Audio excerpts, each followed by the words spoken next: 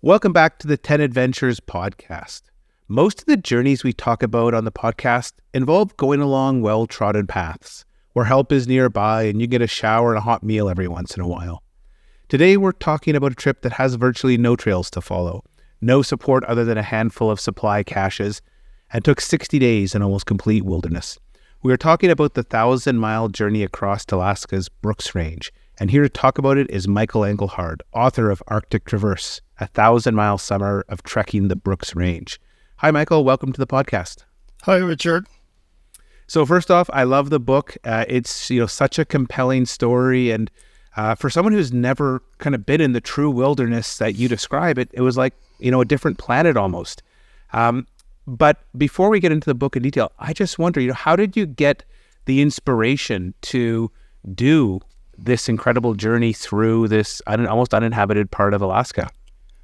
Well, I've been working up in the Brooks Range as a guide off and on since the early 2000s. And on my trips up there was just never enough time for me to do a lot of exploring because clients that I need to take care of, and I need to make sure they stay safe and get to the charter plane that's going to pick us up at the end of the journey on time. So like I said, it was I felt like, I got to come back here sometime and check this place out. Or just looking at the map, what if we went here and looked, hung around there and did the base camp and some exploring. And that just is not possible. The longest guided trips up there are 10 days to 2 weeks max. So never enough time. And I decided I want to do it for myself, which required taking the whole summer off, which for me was a big sacrifice because it meant I couldn't work that summer. Not making any money, but spending money instead. So almost going from, exploring this part of Alaska as a job where you're always working to you want to enjoy it and just follow your own whims, which is kind of a beautiful kind of take on this place you're in all the time, but you never really get to experience it the way you want to. What to an outsider, what makes the Brooks Range so special? By the book, I'll say, but in short, it's North America's northernmost mountain range. It's the only mountain range in North America that's entirely in the Arctic. It's, to my knowledge, the only east-west trending part of the continental divide, which makes it really interesting. So the rivers on the north side actually drain into the Arctic Ocean, the Beaufort Sea, and the rivers on the south side, they drain into the Bering Strait, which makes them sort of like the Pacific side. But most of all, it's just the biggest wilderness on the continent that there is left. Like 1,000 miles from the Canadian border to Bering Strait is almost entire wilderness or otherwise area. The Noatak, which was the second leg of the trip that I did on the Noatak River, is the country's largest undammed watershed. That's 400 miles long, roughly.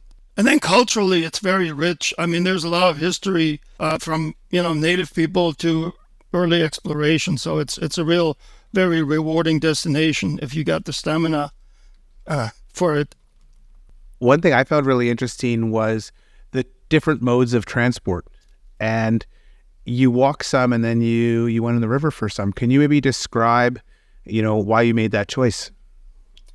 To spare myself 1,000 miles of backpacking, basically, I took the easy way out and did the last 400 miles on the river. But also, it's just a really very different mode of traveling with different, where you look at the landscape differently and get those muscle groups some rest, you hope, and exercise some other muscle groups instead.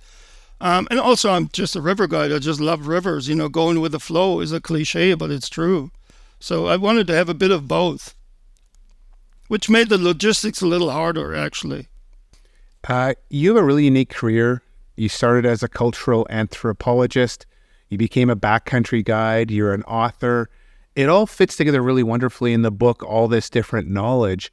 But in real life, to me, it seems like you've had 3 separate careers. How does it all fit together for you in, all these different skills you have? Well, there's the obvious connection is that the love for the outdoors, that all 3 of these occupations, at least for the nature writer, involve a love for the outdoors. And as an anthropologist, I simply couldn't believe when I came up here to Alaska, at the University of Alaska in Fairbanks, and during field work in northwest Alaska and some of the areas that I would traverse through on my traverse, I ended up going out fishing and hunting with some of the elders and got paid for that. I'm here doing this fun stuff. I get paid for it. And it's just like guiding and writing, actually, if you think about it. The other thing is that they have in common is that all three of these activities or occupations or passions, they stimulate a sense of discovery. And the third thing is that connects them is a love for stories. So as a writer, I tell the stories. As an anthropologist, I was mostly listening to the stories the elders had to tell. And as a guide, well, I tell some stories, but I also try to listen to the stories that my clients tell.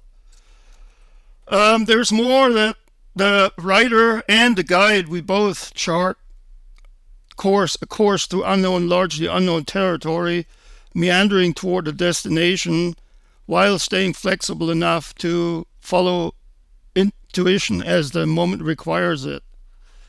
And then lastly, as an anthropology student, I developed an interest in what I call the symbolic dimensions of landscapes, which still occupies me as a writer, even though I'm not an anthropologist anymore. That's still basically most of my writing, what it is about. How do we relate to a place? What does it mean to us? What does it mean to other people that have lived there? Even such basic seeming things like, what is wilderness, What is wilderness to us? We look at the Brooks Ranch through the lens of wilderness. For the people that have lived there for 10,000 years, has been home and still is home.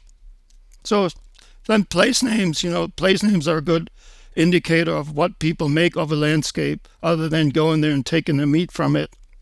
In coming together with this trip, it seems really complex. And I mentioned it at the intro. A lot of trips are, you get in a plane, you show up, you walk around, you ride a bike, This one had a tremendous amount of logistics. Can you talk about some of the challenges in doing this trip? The first challenge was the funding. Like I said, I had to lose out on a whole season of work, but that wasn't even enough to pay for the logistics because you have to fly in these resupply points or caches, as we call them up here. They are getting flown in by bush plane. And so I had 6 along the route that I had planned. There were 6 caches. One of them, fortunately, was mailed to the post office there in Anaktuvuk Pass, which is the only village, actually the only inhabited spot along the route. That's a native village of about 400 people. But I still had 5 caches that I needed to put in basically with a charter flight. So and then I needed some specialized gear for the trip too, including a boat for the no attack. That was an inflatable canoe with a rowing setup, actually. Paddling, you're not getting from the no attack paddling because it's notorious for its headwinds. So, long story short, I did find a sponsor on another river trip that we did in the Brooks Range, actually, where we're sitting around camp and talking about dream projects. And I said, well, I've always had this idea of traversing northern Alaska here, but I just can't make it work. I don't have the money for it. And there was a woman on the trip that had worked for a conservation organization, and she said right off the bat, she said, well, don't worry, we'll find you the money. You make it happen. Wow. And she was good to her word and got me the funding. But lo and behold, turned out there were just a little too many strings attached for me, with what they wanted me to do with the gear afterwards and so on. And I felt like my independence as a trip organizer was slipping away. And so with heavy heart, I turned the money down, actually. So that was my brief excursion into funded expeditioning, if you will. And I ended up doing it more or less on a shoestring budget. I had already, unfortunately, believing that I would get all this splurged on some pretty fancy gear, like an $80 titanium mug that I normally wouldn't have bought. So then, as far as the actual logistics planning, there was, of course, a lot of food packing, dehydrated food. I didn't make dehydrated food. I just basically bought the ingredients and weighed them and counted calories, which turned out not to be what I really needed. I ended up not having enough fat in my diet and lost like 25 pounds or more on the trip. But, you live and learn. And Then the pilots gave him specific areas where I figured out how far apart I needed these drops, and they were usually about 10 days apart, and I instructed the pilots to drop them there at a certain date. And that was part of the problem because I never actually got to see where the cache ended up. I had to take the pilot's word and the instructions I'd given them as the truth, and that later on I actually was looking for the damn things on the ground that caused some problems when the landscape had changed or my little GPS thing was off or for other reasons. So, and I have to say, as a guide, and I shouldn't be saying that, I always hated the logistics of a trip. Just drop me out there, and that's when the fun begins. But the packing and the counting and the weighing and the, reckoning, that was never my favorite part. A constant background to the book is the presence of bears. And, I thought at the start, it'll be kind of a macho book and the bears are, whatever. But the bears, were really a concern for you. And for people that, I live near the Canadian Rockies, I see, a handful of bears, mostly brown or black bears, maybe a grizzly every few years. But they're not nearly as pervasive as they were for you. Can you talk about bears in this part of Alaska? Oh, yeah. It doesn't matter how much you feel or how much you actually are. Compared to a bear, you're always going to be a little shrimp, And they're totally unpredictable, too. There's no other animal in which I've realized the individuality of the animal, that their personalities, that they make individual choices, that they're not just machines that respond by reflex. Sometimes you can even look at a bear and you see what's going on in their head, how they're thinking about, is this a good thing to do or should I do this? And they circle around you trying to get your scent to figure out what you are. They stand up on their hind legs to do that too because their eyesight is not the best. So they're definitely figuring out. And each one you run into is different. And even when you run into the same bear years apart, they're probably different too because they change just like people. In general, while the brown bears in the Brooks Range tend to be not quite as big as the whoppers we get on Kodiak Island where the trophy hunters go, they're still plenty big. And they make up for their size by being a little more hungry because the resources up there in the Brooks Range are not as rich as they are on the coast where they got all the salmon and everything. So they're a little hungrier, which means they're also a little peskier. They push a little harder. They do consider you dinner till you prove them otherwise. And you have to treat them with respect. And that sounds like kind of a woo-woo concept, but basically give them their way, be aware of where they are. You're just part of the food chain and not at the top out there. You're somewhere in the middle, comfortably or uncomfortably. And it makes you more aware of the surroundings. It makes you more alive. It's almost as much as I like a stress-free trip when I'm by myself or with clients. Seeing a bear makes a difference for them. I mean, for the clients, not for the bears, obviously. But it makes a difference. It makes a totally different kind of trip. And I like to have them early in the trip so that bear safety talk that I gave at the warehouse, there's nothing to better reinforce that that's not just something we go through the motions, but is really meaningful out there than having an early bear encounter. You share a quote in the book from Ellen Malloy, and it goes, "In solitude, you strip yourself bare, you rest your mind on what is essential." And you essentially spent 60 days of almost complete solitude. What did you find from having all this time where your only interaction was an occasional sat phone conversation with your partner? It's a two-edged sword. I mean, I tell you honestly, because there's that safety margin that you have when you're going with people. The old saw that 4 eyes or 6 eyes are seeing more than 2.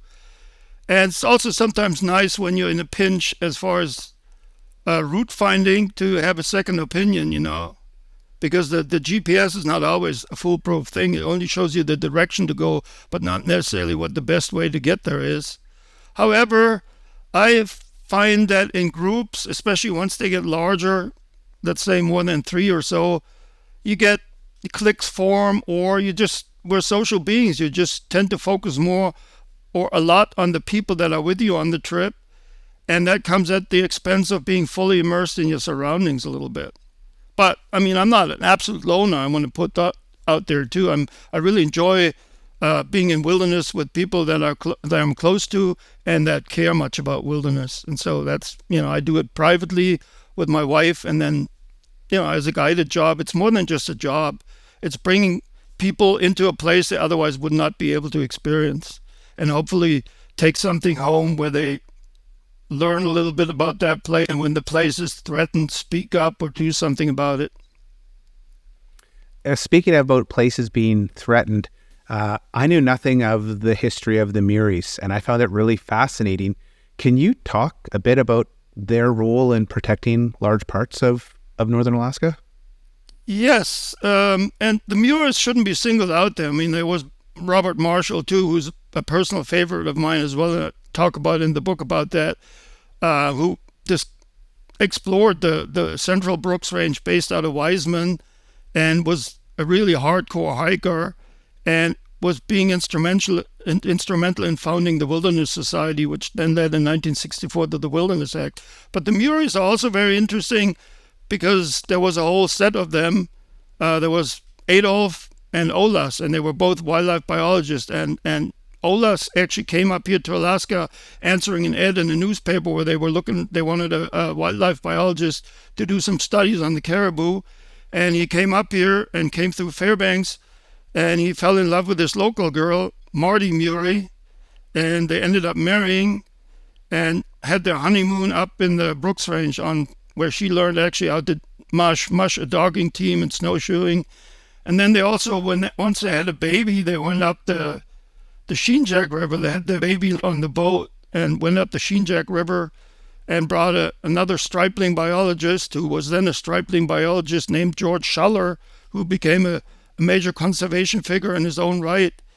And by exploring these areas, they realized what a precious place eastern northern Alaska was. And the Muries were instrumental in getting it, the wildlife, it was then called the Arctic Wildlife Range, and became later the Arctic National Wildlife Refuge established. And so between the Muries pushing through the Arctic National Wildlife Refuge and Bob Marshall's explorations farther west, eventually leading to what is now Gates of the Arctic National Park, those three people right there, they're alone responsible for preserving a large tract of the Brooks Range in northern Alaska, almost single-handedly. I mean, they had a lot of support from other people, of course, but they were the figureheads for sure. There's a great Bob Marshall quote in the book. There's just one hope of repulsing the tyrannical ambition of civilization to conquer every niche on the whole earth. And that was kind of, his focus on protecting, some of this incredible wilderness. But, you're a wilderness guide. What happens if we lose all the wild places, or as we lose the wild places? What are we actually losing? Oh, we're really screwed. For one thing, we're using what Aldo Leopold called the land base. And that's on a very pragmatic level. Life cannot exist on this planet without, they don't need to necessarily wild places, but they need to be ecologically sound. So a lot of our drinking water comes from wild places. So if we don't preserve these places, there will not be any clean water to drink. Plus all these other eco-service functions that these places provide. But that's just on a very basic materialistic level. On a higher level, to me at least higher, we need these places because they make us who we are. Those are the places that the species involved in, and I think a lot of the social dysfunction that can be observed these days has to do with the fact that a lot of people are now alienated from those places. And then thirdly, these places are places where the evolution of species, not just the human species, but of all species and ecosystems, still plays out without us interfering too much. So it's like a natural laboratory, if you want. And, by eliminating those or ruining those, we basically cut short or curb evolution as it's meant to unfold, or as it wants to unfold. I had never thought about, the fact that people are, glued to our phones and spend our time indoors and don't connect with the natural world. And that could be one of the causes of, just kind of this growing societal unease. But I'm thinking now there's all these studies showing how just time in nature calms people down, makes them happier. just being in a park, in a city park, has a huge impact on, the hormones your body is releasing and how you feel. And there probably is some aspect of, as we stop engaging with nature and stop spending time in nature, we lose all the, the calming benefits, the, sense of perspective that you get when you're in these remote or wild places. Absolutely. And it's especially important for children as they grow up to be exposed to some of these places. I was when I was a child, and I think it was really a formative experience that in a way made me make choices where I could always keep in touch with those places.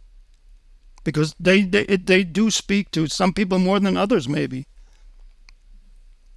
Back onto your trip, it seemed that the hiking component took a tremendous impact on your body, and you'd almost had to abandon it at one point. Can you talk a little bit about how a true wilderness trip like you did is different maybe from people who are thinking, oh, this is like the Pacific Crest Trail?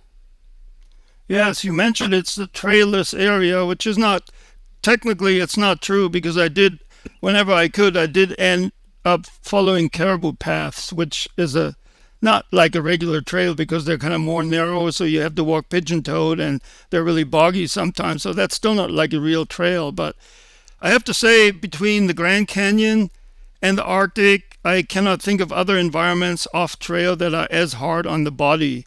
And that starts with the humongous loads that I was carrying out there and goes into raging creek crossings, detouring without crampons over snow fields that were rock hard and where when you slide you have a hard time self-arresting, to the famous tussock hopping.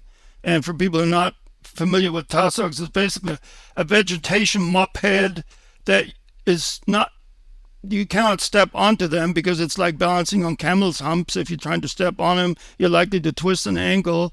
And if you step between them, well, there's these gunk pockets of mud and water in between. So it's like, you're damned if you do and you're damned if you don't. A mile or half a mile of that will completely wear you out if you have a pack.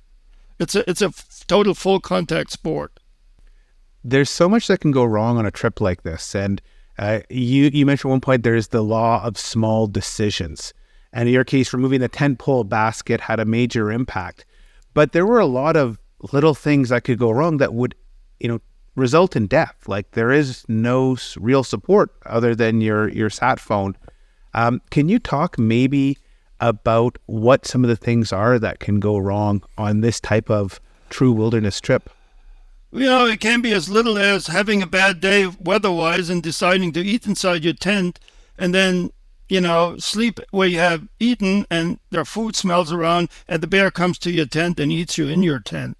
Because you're supposed to have the kitchen area, what we call the kitchen area in guide parlance, away from the cooking in particular, away from the sleeping area. So it's something as little as that, looking out saying, oh, it's rainy or it's bug going to eat in my tent. That little decision right there can cost you your life. But in my experience, and also in the experience of people that have done the actual research and looked at numbers, it's hardly ever just a single mistake that gets you into serious, serious trouble. I mean, there are some situations like that too, where one snap decision that's wrong is the end of you. But usually what happens a lot of times in the backcountry situation is that it's small mistakes that compound each other. Like you haven't slept well, which isn't even a mistake. You don't drink enough water, so your brain starts getting fuzzy. You make some bad choices.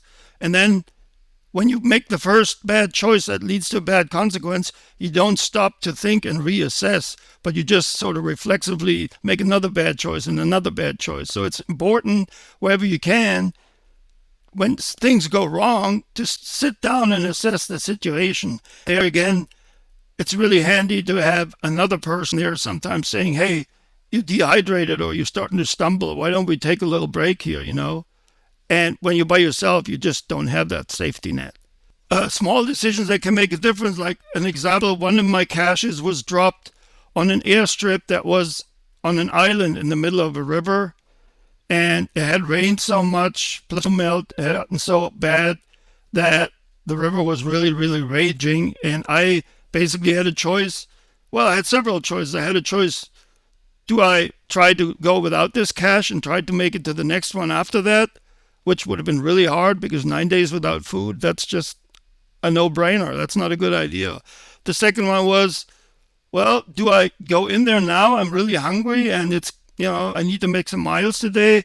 And then the third one is, or do I sit here and see what the water does and hope it goes down a little bit? Well, in that case, I chose the second option because I was really hungry and out of food. So I did end up wading through that river, and it was pretty, so it went up to my belly button, and the current was so strong that I could hear my hiking poles that were humming, and there were boulders shifting in the creek, in the riverbed. Wow. So those are some of the things. Or a bear, here's another example. The standard wisdom says, well, make yourself known when they're within a certain distance. Holler at them and try to make yourself look tall so that they don't mistake you for anything else. Well, oftentimes I was close to a bear and I'd seen the bear, but the bear hadn't seen me yet. So do I really want to make myself known to that bear and draw attention, possibly negative attention, or sneak by, and that's sort of more like a gut feeling. After a while, you develop an instinct for what to do in what situation. You really do sharpen your instincts out there if you're out there that long. You sense things that you otherwise wouldn't sense. You were talking a bit about dealing with the rivers, and the book is almost two parts. It is two parts. You have the hiking section, and then you have the river section. And it felt like that was just a totally different trip. As a reader, it felt like almost like a vacation for you after all the hard miles. And I think even some of the rapids, you said, the river had changed. And so the rapids you were worried about, weren't as concerning. But, was it really that easy to be on the river? Was it that kind of relaxing and pleasant? No, of course it wasn't. And I should have known that before, because I have been on the Noatak before on a different trip where the headwinds were so bad that I was forced to abort the trip.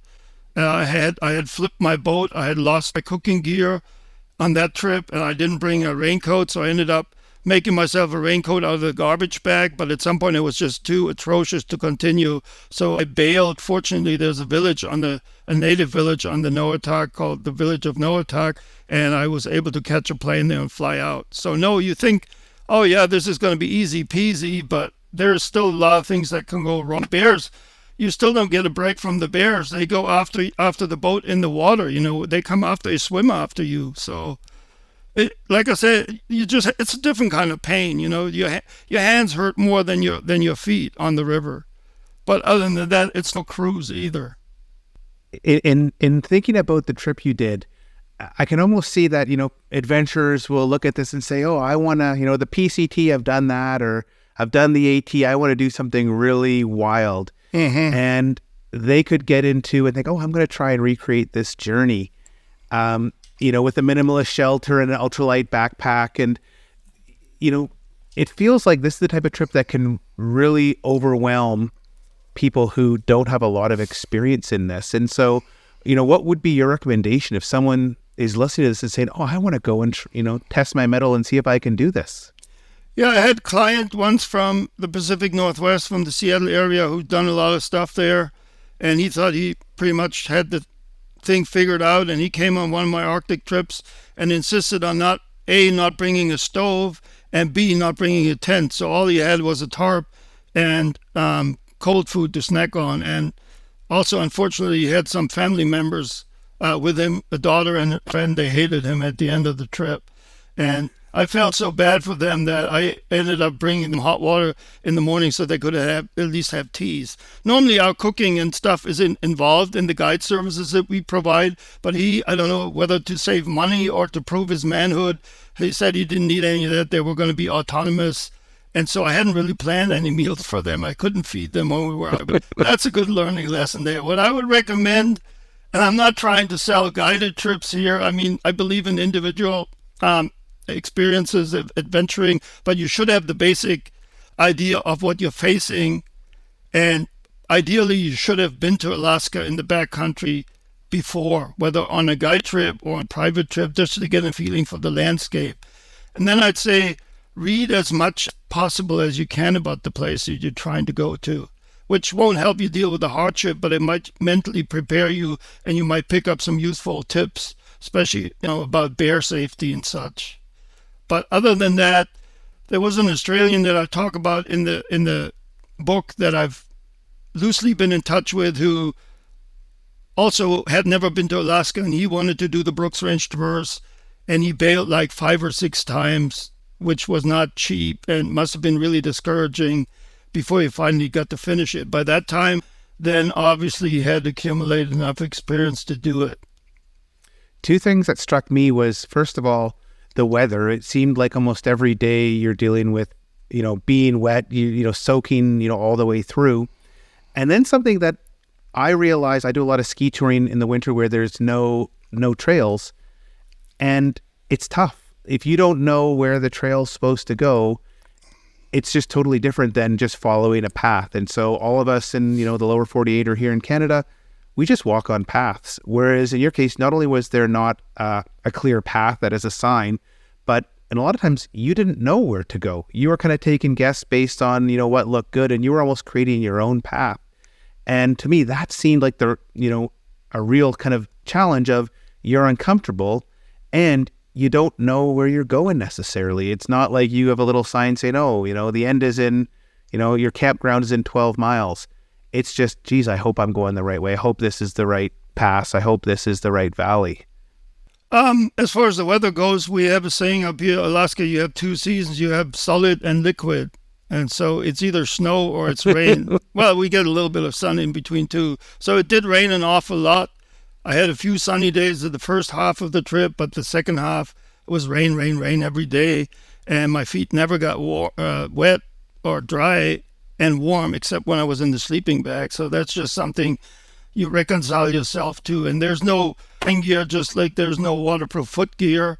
But the secret is to be wet and warm instead of being wet and cold and then get hypothermic.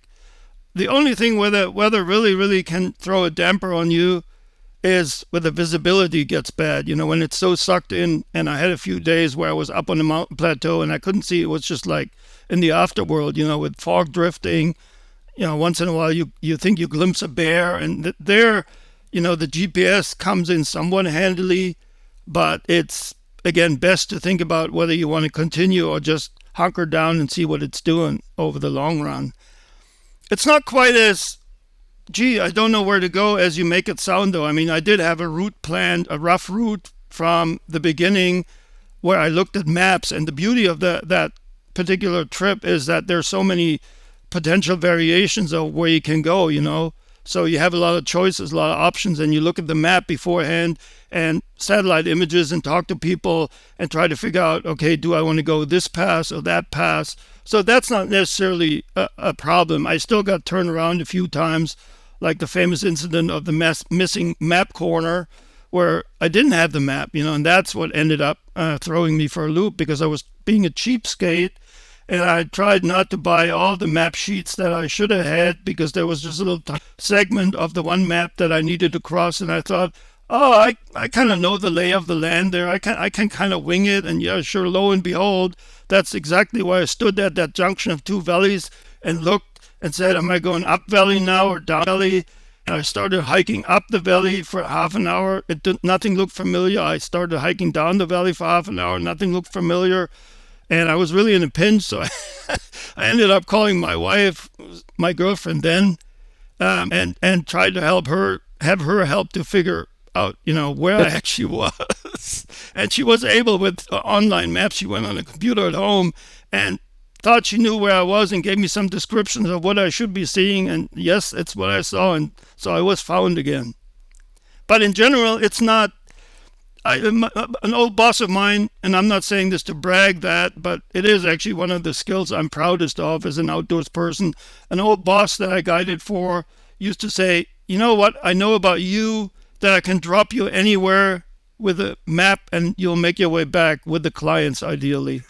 And she would do that. She would come, we were in the airport here in Fairbanks waiting to fly out, and she would come in saying, I need your satellite phone for a different trip, and you're not going to the canyon, you're going to the hula hula, and here's a set of maps, So she would change her trips at the drop of a hat, and it wasn't my favorite part, but I could deal with it. Give me a good map, and I don't need a GPS or anything else.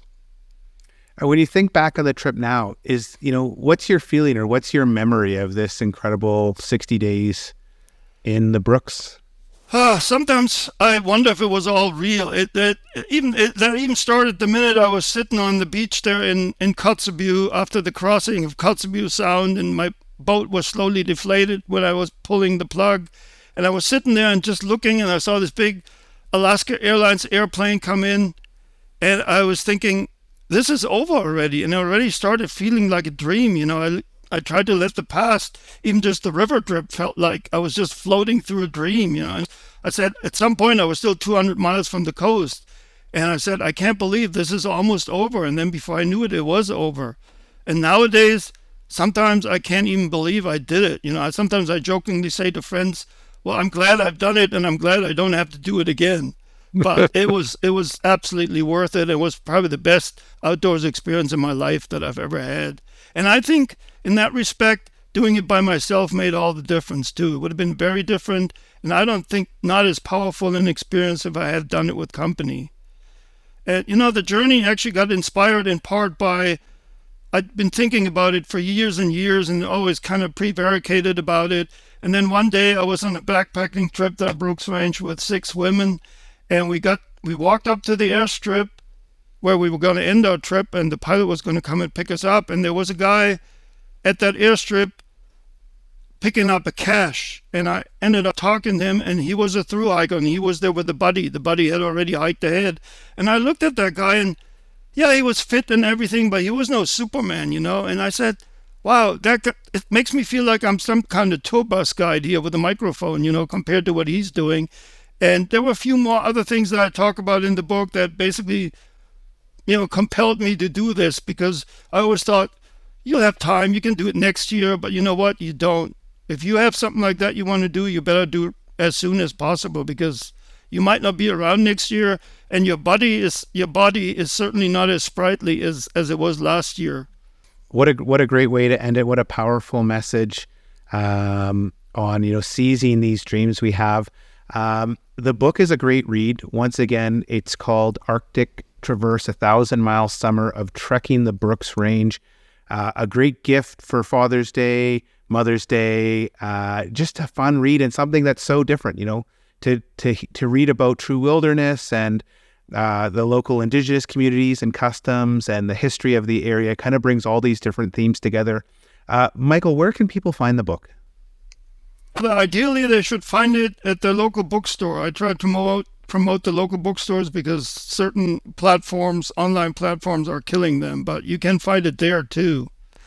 And you can order directly from the publisher, Mountaineers Books. So it's such a shame there's fewer and fewer real bookstores. In fact, I like going to the mountains because there's still a couple towns here in the Canadian Rockies that actually have an independent bookstore where there's the staff there read books and they can recommend books, and it's a dying business to try and find these great little local bookstores. When you find one, definitely support it because it's such a valuable asset to the community. And you're supporting the author too, because every reader that goes in there and is looking for a particular book, if the bookstore is not aware of it and not carrying it, they might order it just based on that reader's request.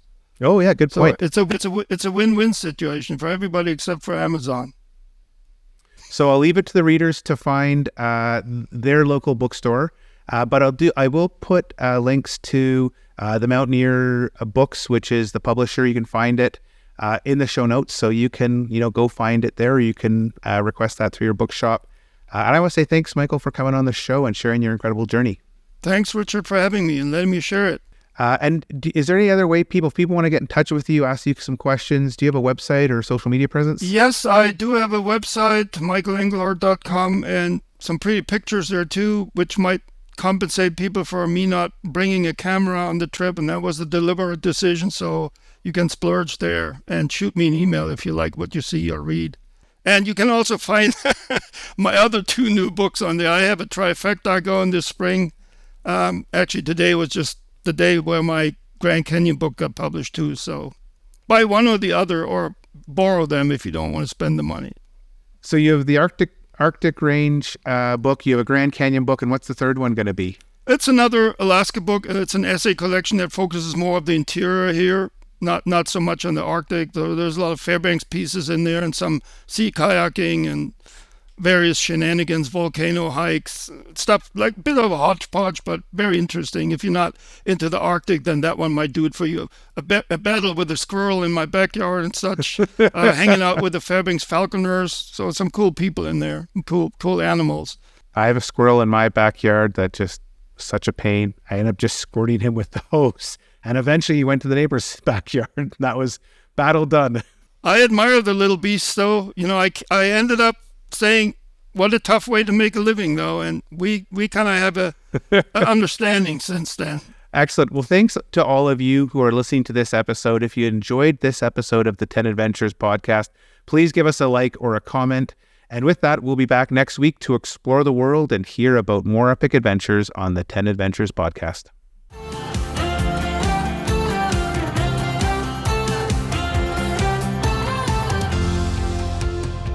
Start planning your own adventure by visiting us at 10adventures.com and listen to other episodes of the 10 Adventures podcast on Amazon Music, Apple Podcasts, Spotify, or anywhere else you find your podcasts.